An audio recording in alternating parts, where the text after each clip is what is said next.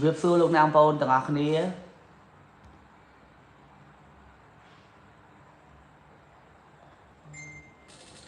បាទជំរាបសួរលោកអ្នកបងប្អូនទាំងអស់គ្នាថ្ងៃនេះស្វាគមន៍លោកអ្នកបងប្អូនទាំងអស់គ្នាមកកាន់ថ្ងៃទី3នៃដំណើរនៃការតមហា21ថ្ងៃខ្ញុំជឿជាក់ថាលោកអ្នកបងប្អូនដែលចូលរួមជាមួយយើងរយៈពេល2ថ្ងៃមកនេះលោកអ្នកបងប្អូនជាឱកាសលោកអ្នកបងប្អូន reconnect realign សារភ្ជាប់ជាមួយព្រះអង្គឡើងវិញជឿជាក់ថាព្រះជាម្ចាស់ធ្វើការក្នុងជំរឿចិត្តលោកអ្នកបងប្អូនទាំងអស់គ្នាផងដែរកាលពីថ្ងៃទី1ខ្ញុំបានចែករំលែកជាប្រធានបទតទៅនឹងការចោះចូល surrender គឺយើងចោះចូលជាមួយព្រះអង្គចោះចូលទាំងរូបកាយទាំងចិត្តគំនិតទាំងវិញ្ញាណរបស់យើងចំពោះព្រះអង្គអនុញ្ញាតឲ្យព្រះអង្គសោយរាជក្នុងជីវិតរបស់យើង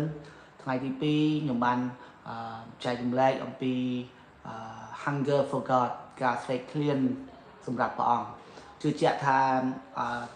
ថ្ងៃទី2ក៏បានជំរុញទឹកចិត្តលើកចិត្តលោកអ្នកបងប្អូនទាំងអស់គ្នាស្រែកឃ្លាននៅក្នុងព្រះអង្គជឿជាក់ថាលោកអ្នកបងប្អូននឹងអនុញ្ញាតឲ្យដួងចិត្តលោកអ្នកបងប្អូនទាំងអស់គ្នាស្រែកឃ្លាននៅចំពោះព្រះភ័ក្ត្រព្រះអង្គស្រែកឃ្លាន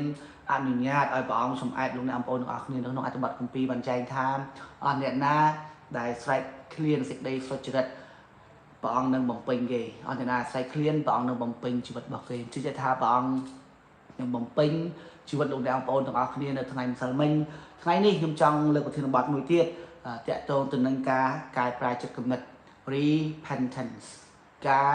កែប្រែចិត្តគំនិតខ្ញុំជឿជាក់ថានៅក្នុងដំណើរជីវិតជាគ្រូបរិស័ទរបស់យើងពិតជាសំខាន់ដែលយើងកែប្រែចិត្តគំនិតពាក្យថាការកែប្រែចិត្តគំនិតមានន័យថាភាសាអង់គ្លេសមានន័យថា turning from sin and returning to God with a clean heart ងាកចេញពីអំពើបាបឆ្ពោះទៅរកព្រះអង្គទាំងចិត្តស្អាតស្អំលោកអ្នកបងប្អូនទាំងអស់គ្នានៅក្នុងដំណើរជីវិតរបស់យើងមានដោយសារយើងមានអំពើបាបយើងមានរឿងច្រើនដែលឬមាននិស្ស័យបាបក្នុងជីវិតរបស់យើងដែលយើងមានរឿងច្រើនដែលយើងត្រូវសុំព្រះអង្គសុំឲ្យព្រះអង្គជួយជីវិតរបស់យើងការប្រែជីវិតជារៀងរាល់ថ្ងៃចូលទៅកាន់ព្រះអង្គដោយជឿជាក់ថាព្រះជាម្ចាស់ពីមួយថ្ងៃទៅមួយថ្ងៃនឹងជួយយើងឲ្យមានលក្ខណៈដូចព្រះអង្គផងដែរការប្រែចិត្តគំនិតងាកចេញពីអំពើបាបដែលយើងកំពុងប្រព្រឹត្តប្រហែលជាអំពើបាបដែលយើងកំពុងប្រព្រឹត្តយើងធ្វើអីមួយដែលមិនគប់ហាត់ទេព្រះអង្គយើងនិយាយអីមួយដែលមិនគប់ហាត់ទេព្រះអង្គយើងប្រព្រឹត្តសុបប៉ាន់អីមួយដែលមិនគប់ហាត់ទេព្រះអង្គយើងចូលរួមចំណែកអីមួយដែលមិនគប់ហាត់ទេព្រះអង្គទាំងអស់ហ្នឹងជារឿងដែលមិនគប់ហាត់ទេព្រះអង្គយើងអាចកែប្រែចិត្តគំនិតអំពីកិច្ចការទាំងអស់ហ្នឹងងាកចេញពីកិច្ចការទាំងអស់ហ្នឹងហើយឆ្ពោះទៅរកអ្វីដែលព្រះគ្រីស្ទកំពុងធ្វើក្នុងជីវិតរបស់យើងឆ្ពោះទៅរកអ្វីដែលព្រះអង្គសពហត្ថីក្នុងជីវិតរបស់យើងលោកអ្នកបងប្អូនទាំងអស់គ្នានៅក្នុងអត្ថបទគម្ពីរទំនុកដំកើងជំពូកទី51ខទី10បានចែងថាអោព្រះជាម្ចាស់អើយសូមប្រោសប្រទានឲ្យទូលបង្គំមានចិត្តបរិសុទ្ធសូមប្រទានចិត្តគំនិតថ្មីដ៏រឹងប៉ឹងមកទូលបង្គំផងលោកស្ដេចដាវីតលោកបានសរសេរនិពន្ធអត្ថបទគម្ពីរនេះដែលលោកបានសូមព្រះអង្គប្រោសទ្រង់ប្រោសគាត់ឲ្យមានចិត្តបរិសុទ្ធសូមឲ្យចិត្តគំនិតរបស់កូនមានថ្មីហើយរឹងប៉ឹងនៅក្នុងជីវិតរបស់យើងលោកអ្នកបងប្អូនទាំងអស់គ្នាយើងត្រូវការឲ្យព្រះជាម្ចាស់ប្រោសប្រទានចិត្តយើងឲ្យបរិសុទ្ធហើយជួយចិត្តគំនិតយើងឲ្យថ្មីហើយជួយចិត្តគំនិតយើងឲ្យរឹងប៉ឹងក្នុងជីវិតរបស់យើងខ្ញុំជឿជាក់ថាក្នុងដំណើរជីវិតរបស់យើងផ្ទាល់យើងនៅក្នុងដំណើរជីវិតរបស់ខ្ញុំលន់តួបាបចំពោះព្រះអង្គខ្ញុំជារាល់ថ្ងៃខ្ញុំចូលទៅកាន់ព្រះអង្គសូមឲ្យព្រះអង្គជួយខ្ញុំសូមឲ្យព្រះអង្គប្រោសប្រទានចិត្តគំនិតឲ្យខ្ញុំថ្មីសូមព្រះអង្គប្រោសប្រទានឲ្យចិត្តគំនិតខ្ញុំកាន់តែវិសុទ្ធទៅកាន់តែវិសុទ្ធទៅនៅក្នុងព្រះអង្គលោកអ្នកបងប្អូនទាំងអស់គ្នាខ្ញុំមានអំពើបាបលោកអ្នកក៏មានអំពើបាបដោយព្រះគុណព្រះជាម្ចាស់យើងបានសុចរិតតែជារាល់ថ្ងៃដោយសារតែយើងចង់មានលក្ខណៈដូចព្រះគ្រីស្ទយើងចូលទៅកាន់បល្ល័ង្ករបស់ព្រះអង្គយើងចូលទៅកាន់ព្រះអង្គហើយងាកចេញពីអំពើបាបប្រចាំថ្ងៃរបស់យើងឆ្ពោះទៅរកព្រះអង្គឆ្ពោះទៅរកព្រះជាម្ចាស់ដើម្បីជួយសូមឲ្យព្រះអង្គប្រទានចិត្តគំនិតដ៏រឹងប៉ឹងមកកាន់យើងសូមព្រះអង្គប្រទានចិត្តដ៏បរិសុទ្ធមកកាន់ជីវិតរបស់យើងលោកអ្នកបងប្អូនទាំងអស់គ្នាខ្ញុំចង់ចែករំលែកជាមួយអ្នកបងប្អូនជាមួយចំណុចមួយចំនួនដែលសំទោសដែលលោកអ្នកបងប្អូនហើយនឹងខ្ញុំ អាចយកទៅអនុវត្តក្នុងជីវិតរបស់យើងបានចំណុចទី1ការប្រែចិត្តគំនិតចាប់ផ្ដើមពីខាងក្នុងមកក្រៅលោកអ្នកបងប្អូនទាំងអស់គ្នាការប្រែចិត្តគំនិតមិនគ្រាន់តែបញ្ជាក់នៅក្នុងសកម្មភាពរបស់យើងប៉ុន្តែចាប់ផ្ដើមពីក្នុងមកក្រៅឆ្លោះបញ្ចាំងពីក្នុងមកក្រៅសកម្មភាពរបស់យើងជាការឆ្លោះបញ្ចាំងពីក្នុងថាយើងកែប្រែចិត្តគំនិតទើបយើងមានសកម្មភាពនឹងចេញមកលោកអ្នកបងប្អូនទាំងអស់គ្នាមិនគ្រាន់តែប៉ុណ្ណឹងយើងអនុញ្ញាតឲ្យព្រះអង្គសម្អាតដួងចិត្តរបស់យើងសម្អាតចិត្តគំនិតរបស់យើងសម្អាតអ្វីដែលនៅខាងក្នុងរបស់យើងដើម្បីឲ្យអ្វីដែលយើងធ្វើមកខាងក្រៅឆ្លោះបញ្ចាំងព្រះគ្រីស្ទក្នុងជីវិតរបស់យើងលោកអ្នកបងប្អូនទាំងអស់គ្នាជឿជាក់ថាព្រះជាម្ចាស់សពហតីឲ្យលោកអ្នកបងប្អូនហើយនឹងខ្ញុំកែប្រែចិត្តគំនិត repent begin in the heart ការប្រែចិត្តគំនិតចាប់ដើមពីក្នុងមកក្រៅចាប់ដើមពីដួងចិត្តរបស់យើងជឿជាក់ថាព្រះជាម្ចាស់សពហតីឲ្យលោកអ្នកបងប្អូនហើយនឹងខ្ញុំចាប់ដើមការកែប្រែចិត្តគំនិតពីក្នុងមកក្រៅមានអ្វីខ្លះក្នុងជីវិតរបស់យើងដែលយើងទូលសុំព្រះអង្គដែលយើងសុំឲ្យព្រះអង្គជួយយើងដើម្បីកែប្រែចិត្តគំនិតប្រហែលជាយើងមានឬមួយក៏ញៀនជាមួយនឹងរឿងមួយចំនួនញៀនជាមួយនឹងរឿងអាភិបញៀនជាមួយនឹងអ្វីដែលមិនសមរម្យញៀនជាមួយនឹងការជក់បរិយញៀនជាមួយនឹងការផឹកស្រាញៀននឹងរឿងផ្សេងខ្ញុំជឿជាក់ថាព្រះជាម្ចាស់សពហតីឲ្យលោកអ្នកបងប្អូនហើយនឹងខ្ញុំសូមព្រះអង្គដើម្បីឲ្យព្រះអង្គជួយយើងឲ្យយើងមានចិត្តរឹងប៉ឹងងាកចេញពីអំពើបាបទាំងអស់នោះហើយឆ្ពោះទៅរកព្រះអង្គដែលព្រះអង្គនឹងជួយសម្អាតជីវិតរបស់យើងចំណុចទី1ការកែប្រែចិត្តគំនិតចាប់ផ្ដើមពីក្នុងមកក្រៅចំណុចទី2ដែលខ្ញុំចង់ចែករំលែកជាមួយអ្នកបងប្អូនទាំងអស់គ្នាការកែប្រែចិត្តគំនិតនាំទៅរកការផ្លាស់ប្ដូរនាំទៅរកអ្វីដែលថ្មីមិនមែនជាភាពអាម៉ាស់នោះឡើយលោកអ្នកបងប្អូនទាំងអស់គ្នាភាសាអង់គ្លេសនិយាយថា repentance leads to renewal not shame លោកអ្នកបងប្អូនទាំងអស់គ្នាការកែប្រែចិត្តគំនិតក្នុងជីវិតរបស់យើងគឺនាំយើងទៅកាន់អ្វីដែលថ្មីក្នុងជីវិតរបស់យើងមិនមែននាំយើងឲ្យមានភាពអាម៉ាស់ចំពោះអំពើបាបនោះឡើយព្រះជាម្ចាស់ព្រះអង្គយាងមកមិនមែនមកចុះប្រកាន់យើងតែព្រះអង្គយាងមកដោយព្រះគុណរបស់ព្រះអង្គជួយស្ដារជីវិតរបស់យើងឡើងទៅកម្រិតមួយថ្មីលោកអ្នកបងប្អូនទាំងអស់គ្នាប្រហែលជាឆ្នាំ2025លោកអ្នកបងប្អូនជាប់គាំងជាមួយនឹងអំពើបាបមួយចំនួនឆ្នាំ2025លោកអ្នកជាប់គាំងជាមួយនឹងកិច្ចការមួយចំនួនឆ្នាំ2025លោកអ្នកជាប់គាំងជាមួយនឹងអ្វីមួយដែលមិនធ្វើលោកអ្នកបងប្អូនចម្រើនឡើងខ្ញុំពិតជាលើកចិត្តលោកអ្នកបងប្អូនអរថាដល់ពេលដែលលោកអ្នកបងប្អូនហើយនឹងខ្ញុំចម្រើនឡើងក្នុងព្រះអង្គហើយដល់ពេលដែលលោកអ្នកបងប្អូនហើយនឹងខ្ញុំសូមព្រះអង្គឲ្យប្រទានចិត្តរឹងប៉ឹងមកកាន់យើងជួយសម្អាតចិត្តយើងឲ្យចិត្តរបស់យើងកាន់តែបរិសុទ្ធចំពោះព្រះអង្គហើយអនុញ្ញាតឲ្យព្រះអង្គធ្វើការក្នុងជីវិតរបស់យើងខ្ញុំជឿជាក់ថាព្រះអង្គយាងមកគឺដើម្បីជួយនិងស្ដារលោកអ្នកបងប្អូនទាំងអស់គ្នាមិនមែនចោតប្រកាន់លោកអ្នកបងប្អូនទាំងអស់គ្នាឡើយកុំអនុញ្ញាតឲ្យសម្លេងរបស់មាព្យាយាមចោតប្រកាន់យើងចោតប្រកាន់អ្វីដែលយើងប្រព្រឹត្តខុសចោតប្រកាន់អំពើបាបដែលយើងបានប្រព្រឹត្តព្រះជាម្ចាស់មាវាមកក៏តែពីលួចពីសម្លាប់ពីបំផ្លាញព្រះជាម្ចាស់ព្រះអង្គយាងមកផ្ដល់ជីវិតជាជីវិតដែលពេញបរិបូរណ៍មកកាន់លោកអ្នកបងប្អូនហើយនឹងខ្ញុំអេមែនចំណុចទី3ដែលខ្ញុំចង់ចែករំលែកជាមួយអ្នកបងប្អូនទាំងអស់គ្នាការតមហាជួយយើងឲ្យលឺពីព្រះជាម្ចាស់កាន់តែច្បាស់ជាងមុនលោកអ្នកបងប្អូនទាំងអស់គ្នានៅពេលយើងកែប្រែចិត្តគំនិតរបស់យើងឆ្ពោះទៅកាន់ព្រះអង្គការតមហាថ្ងៃនេះថ្ងៃជាថ្ងៃទី3គឺយើងកំពុងតែស្រែកឃ្លានព្រះអង្គសូមព្រះអង្គឲ្យព្រះអង្គមានព្រះបន្ទូលមកកាន់យើងកាន់តែលឺព្រះបន្ទូលព្រះអង្គកាន់តែច្បាស់ជាងមុនទៅច្បាស់ជាងមុនទៅលោកអ្នកបងប្អូនទាំងអស់គ្នានៅពេលដែលយើងតមហា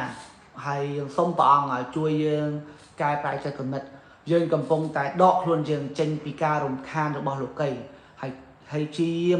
ញែកពេលវេលាអនុញ្ញាតឲ្យព្រះអង្គមានព្រះបន្ទូលមកកាន់យើងឲ្យអនុញ្ញាតព្រះអង្គធ្វើការក្នុងជំរឿចិត្តរបស់យើងខ្ញុំជឿជាក់ថាព្រះជាម្ចាស់នឹងជួយយើងឲ្យកាន់តែស្គាល់ព្រះបន្ទូលព្រះអង្គនៅក្នុងជីវិតរបស់យើងជំនួសឲ្យអ្វីដែលមានចោតប្រកាន់យើងព្រះជាម្ចាស់នឹងជួយឲ្យយើងស្គាល់ព្រះបន្ទូលព្រះអង្គក្នុងជីវិតរបស់យើងដែរព្រះជាម្ចាស់នឹងជួយឲ្យយើងស្គាល់ព្រះបន្ទូលដែលព្រះអង្គមានព្រះបន្ទូលមកកាន់យើង ជាព្រះបន្ទូលនៃការស្ដារជីវិតរបស់យើងឡើងវិញជាព្រះបន្ទូលដែលជួយឲ្យយើងមានអនាគតល្អជាព្រះបន្ទូលដែលនាំយើងឆ្ពោះទៅកាន់អនាគតមួយដែលរុងរឿងផងដែរអេមែននៅពេលបងប្អូនកែប្រែចិត្តគំនិតព្រះអង្គនឹងជួយយើងឲ្យស្គាល់ព្រះអង្គស្គាល់ព្រះបន្ទូលព្រះអង្គស្គាល់សម្លេងព្រះអង្គប្រសើរជាងមុនផងដែរអេមែនទាំងអស់គ្នាចំណុចចុងក្រោយដែលខ្ញុំចង់ចែករំលែកជាមួយអ្នកបងប្អូនទាំងអស់គ្នាភាសាអង់គ្លេសនិយាយថា a clean heart brings a closer walk to God ដួងចិត្តដែលស្អាតស្អំនាំឲ្យយើងរួមដំណើរចិត្តស្និទ្ធជាមួយព្រះអង្គលោកអ្នកបងប្អូនទាំងអស់គ្នាបន្ទាប់ពីយើងកែប្រែចិត្តគំនិតងាកទៅរកព្រះអង្គវិញបន្ទាប់ពីយើង returning to God turn away from sin លោកអ្នកបងប្អូនហើយនឹងខ្ញុំចាប់ដើមសូមឲ្យព្រះអង្គសម្អាតចិត្តយើងឲ្យបរិសុទ្ធប្រទានឲ្យសូមព្រះអង្គប្រទានចិត្តគំនិតឲ្យយើងថ្មីហើយនឹងរឹងប៉ឹងក្នុងជំនឿរបស់យើងក្នុងដំណើរដែលយើងដើរជាមួយព្រះអង្គនៅពេលដែលយើងមានដួងចិត្តដែលបរិសុទ្ធមានដួងចិត្តដែលរឹងប៉ឹងដំណើរដែលយើងដើររួមជាមួយព្រះអង្គក្នុងឆ្នាំ2026នេះខ្ញុំជឿជាក់ថានឹងកាន់តែចិត្តស្និទ្ធជាមួយព្រះអង្គឡើងនឹងកាន់តែមានទំនាក់ទំនងស្អិតរមួតជាមួយព្រះអង្គឡើងនឹងកាន់តែឲ្យជីវិតរបស់យើងដើរដោយអំណររួមជាមួយព្រះអង្គស្ដាប់បង្គាប់ព្រះអង្គចិត្តរបស់យើងបរិសុទ្ធចំពោះព្រះអង្គយើងនិយាយអ្វីយើងធ្វើនឹងយើងចាប់ដើមរស់នៅជីវិតដែលឆ្លុះបញ្ចាំងព្រះគ្រីស្ទក្នុងជីវិតរបស់យើងលោកអ្នកបងប្អូនទាំងអស់គ្នាខ្ញុំឧទាហរណ៍មួយលោកអ្នកបងប្អូនដែលឃើញគេច្បាច់ក្រូចឆ្មាចេញទឹកស្វាយលោកអ្នកបងប្អូនទាំងអស់គ្នាលោកអ្នកបងប្អូនដែលឃើញមិនដែលមានគេច្បាច់ក្រូចឆ្មាចេញទឹកស្វាយនោះឡើយគឺមានន័យថាច្បាច់ក្រូចឆ្មាចេញទឹកក្រូចឆ្មានៅក្នុងជីវិតរបស់យើងនៅពេលដែលយើងឆ្លងកាត់ការលាងជម្រះឆ្លងកាត់អ្វីដែលព្រះអង្គសម្អាតជីវិតរបស់យើងស្អាតស្អំមានន័យថាពីមួយថ្ងៃទៅមួយថ្ងៃយើងប្រៀបបីដូចជាទឹកក្រូចអញ្ចឹងយើងកាន់តែមានលក្ខណៈដូចព្រះគ្រីស្ទទៅយើងកាន់តែរស់នៅជីវិតជិតស្និទ្ធជាមួយព្រះអង្គទៅជិតស្និទ្ធជាមួយព្រះអង្គទៅខ្ញុំពិតជាលើកចិត្តលោកអ្នកបងប្អូនទាំងអស់គ្នាខ្ញុំអត់ដឹងថាលោកអ្នកបងប្អូនទាំងអស់គ្នាកំពុងជាប់គាំងមួយអំពើបាបអ្វីខ្លះចិត្តគំនិតអ្វីខ្លះទម្លាប់អាក្រក់អ្វីខ្លះខ្ញុំអត់ដឹងលោកអ្នកបងប្អូនកំពុងជាប់គាំងលោកអ្នកបងប្អូនខ្លះកំពុងជាប់គាំងមួយល្បែងស៊ីសងលោកអ្នកបងប្អូនខ្លះកំពុងជាប់គាំងជាមួយនឹងសូរ៉ាលោកអ្នកបងប្អូនខ្លះកំពុងជាប់គាំងមួយចិត្តគំនិតប្រៀបធៀបខ្ញុំអត់ដឹងថាលោកអ្នកបងប្អូនកំពុងជាប់គាំងអ្វីខ្លះតែថ្ងៃនេះព្រះអង្គសពហាតីឲ្យលោកអ្នកបងប្អូនទាំងអស់គ្នា turn away from those sins ហើយ returning ទៅកាន់ព្រះអង្គថ្ងៃនេះព្រះអង្គសពហាតីឲ្យលោកអ្នកបងប្អូនងាកចេញពីអំពើបាបទាំងនោះហើយឆ្ពោះទៅរកព្រះអង្គដើម្បីឲ្យព្រះអង្គសម្អាតចិត្តគំនិតលោកអ្នកបងប្អូនឲ្យកាន់តែបរិសុទ្ធប្រទានចិត្តគំនិតថ្មីនិងរឹងប៉ឹងដល់លោកអ្នកបងប្អូនទាំងអស់គ្នាថ្ងៃលោកអ្នកបងប្អូនទាំងអស់គ្នាខ្ញុំពិតជាលើកចិត្តលោកអ្នកបងប្អូនយប់នេះខ្ញុំជឿជាក់ថាព្រះជាម្ចាស់នឹងជួយលោកអ្នកបងប្អូនទាំងអស់គ្នាពីពេលនេះទៅព្រះជាម្ចាស់នឹងសម្អាតលោកអ្នកបងប្អូនទាំងអស់គ្នាលោកអ្នកបងប្អូននឹងចាប់ផ្ដើមមានទំនាក់ទំនងស្អិតរមួតជាមួយព្រះអង្គលោកអ្នកបងប្អូនដែលជាប់គាំងព្រះអង្គឲ្យលោកអ្នកបងប្អូនមានសេរីភាពខាងឯថវិកាសេរីភាពខាងឯចំណងនៃវិញ្ញាណសេរីភាពផ្សេងដែលព្រះអង្គសពហាតីរំដោះលោកអ្នកបងប្អូនឲ្យមានសេរីភាពហើយគាត់គម្ពីរបានចែងថាទីណាមានព្រះវិញ្ញាណរបស់ព្រះអង្គទីនោះមានសេរីភាពនៅក្បែរនៅក្នុងលោកអ្នកបងប្អូនទាំងអស់គ្នាមានព្រះវិញ្ញាណព្រះអង្គដែលកំពុងធ្វើការក្នុងចំណុចចិត្តលោកអ្នកបងប្អូនទាំងអស់គ្នាគ្រាន់តែអនុញ្ញាតឲ្យព្រះអង្គសម្អាតចិត្តលោកអ្នកបងប្អូនទាំងអស់គ្នាឲ្យព្រះអង្គធ្វើការក្នុងចំណុចចិត្តលោកអ្នកបងប្អូនទាំងអស់គ្នាព្រះជាម្ចាស់នឹងធ្វើការក្នុងចំណុចចិត្តលោកអ្នកបងប្អូនទាំងអស់គ្នាអស់ពីចិត្តអស់ពីគំនិតហើយជួយលោកអ្នកបងប្អូនទាំងអស់គ្នាឲ្យកាន់តែរួមដំណើរជាមួយព្រះអង្គស្និទ្ធទៅក្នុងឆ្នាំ2026នេះផងដែរមុននឹងចប់ខ្ញុំសូមអធិដ្ឋានសម្រាប់លោកអ្នកបងប្អូនទាំងអស់គ្នាព្រះអង្គគុណអរព្រះគុណទ្រង់សម្រាប់ល្ងាចនេះសម្រាប់ថ្ងៃនេះព្រះអង្គគុណជឿជាក់ថាកូនងាកចេញពីអំពើបាបហើយឆ្ពោះទៅរកព្រះអង្គកូនងាកចេញពីទម្លាប់អាក្រក់ហើយងាកទៅរកព្រះអង្គកូនជឿថាព្រះអង្គនឹងអត់ទោសឲ្យយើងរាល់ព្រះអង្គនឹងអត់ទោសឲ្យកូននិងអ្នករាល់គ្នាដែលកំពុងតែទស្សនាព្រះអង្គនឹងអត់ទោសឲ្យយើងគ្រប់ទាំងអំពើបាបដែលយើងបានប្រព្រឹត្តសូមព្រះអង្គជួយយើងឲ្យយើងមានដួងចិត្តដ៏បរិសុទ្ធចំពោះព្រះអង្គសូមព្រះអង្គប្រទានចិត្តគំនិតដ៏ថ្មីហើយរឹងប៉ឹងមកកាន់ជីវិតរបស់យើងព្រះអង្គកូនប្រកាសថាឆ្នាំ2026នេះជាឆ្នាំដែលកូននឹងជិតស្និទ្ធជាមួយព្រះអង្គជាឆ្នាំមួយដែលកូននឹងនៅជាប់ជាមួយព្រះអង្គជាឆ្នាំមួយដែលកូននឹងរស់នៅជីវិតដ៏មានសេរីភាពនៅក្នុងព្រះអង្គ បងកូនប្រកាសថាអំពើបាបទាំងឡាយដែលព្យាយាមតោងទាមយាយីជីវិតរបស់កូនទម្លាប់ទាំងឡាយដែលព្យាយាមធ្វើឲ្យកូនងាកចេញពីបងឆ្ងាយពីបង